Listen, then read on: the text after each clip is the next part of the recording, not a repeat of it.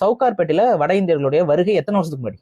அது ரொம்ப நாளுக்கு முன்னாடி. என்ன எவ்வளவு நாளைக்கு முன்னாடி? ரொம்ப நாளுக்கு முன்னாடினா வந்து ஒரு 100கணக்கான வருஷத்துக்கு முன்னாடி சொல்லலாமா? 100கணக்கான இல்லையே, 100 years இருக்குங்க. இல்ல, படிப்படியா இவங்க வந்து எவ்வளவு வருஷம் தெரியுமா ஆகுது?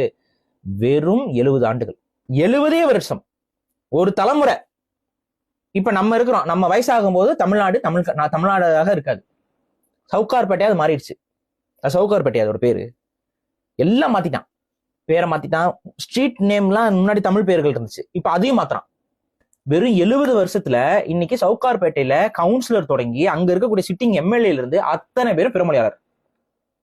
சென்னையில தமிழர்களுடைய தலைநகரத்துல சவுகார்பேட்டைக்கு நடந்ததுதான் ஒட்டுமொத்த தமிழ்நாட்டுக்கும் நடக்கும். வட மாநில தொழிலாளர்கள் இங்க வந்து குடியானா இத பல வருஷமா, கடந்த 5-6 வருஷமா நாங்க தொண்டை தண்ணி வத்தாம கத்திக்கிட்டு இருக்கோம். பல ஊடகங்கள்ல போய் நாங்க பேட்டி கொடுப்போம், எப்பெல்லாம் சொல்லுவோம் இன்னர் லைன் பர்மிட்டை கொண்டு வரணும். இன்னர் லைன் இன்னைக்கும் பல தமிழர்களுக்கு இன்னர் லைன் பர்மிட்னா என்னன்னு தெரியல. இன்னர் லைன் பர்மிட்னா என்னன்னா, இங்க வேலை செய்ய வரேன்னு சொல்றான்ல, அவன் வரட்டும், வர வேண்டாம்னு சொல்லல, வரட்டும், வேலை செய்ய மட்டும் வரட்டும். தமிழகத்தில் சட்டம் இயற்ற வேண்டும். இன்னொன்னு புரிஞ்சுக்கணும், இது உலக சட்டமே அங்கீகரிக்கக்கூடிய ஒரு இது. இதுல இந்தியன் சுப்ரீம் கோர்ட்லாம் இதுக்கு வந்து ஓவர் டியூ பண்ணவே முடியாது. ஏன்னா உலக சட்டத்துக்கே இது எதிரானது. பல நாடுகள் அந்த உலக சட்டத்தில் இந்த உலக சட்டத்திற்கு உட்பட்டு நாங்கள் நடந்து கொள்வோம்னு கையெழுத்து போற இந்தியாவும் உன்னதுல.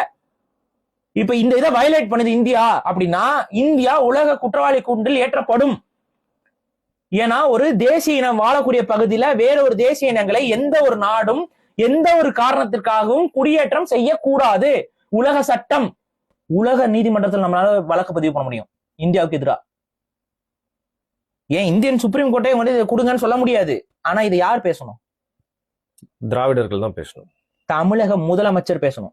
கரெக்டா தான் சொல்லியிருக்காரு. தமிழக முதலமைச்சர், நீங்க தமிழகத்துடைய முதலமைச்சரா இருந்துகிட்டு இதை செய்யணும். எந்தவித கவலையும் இல்லை.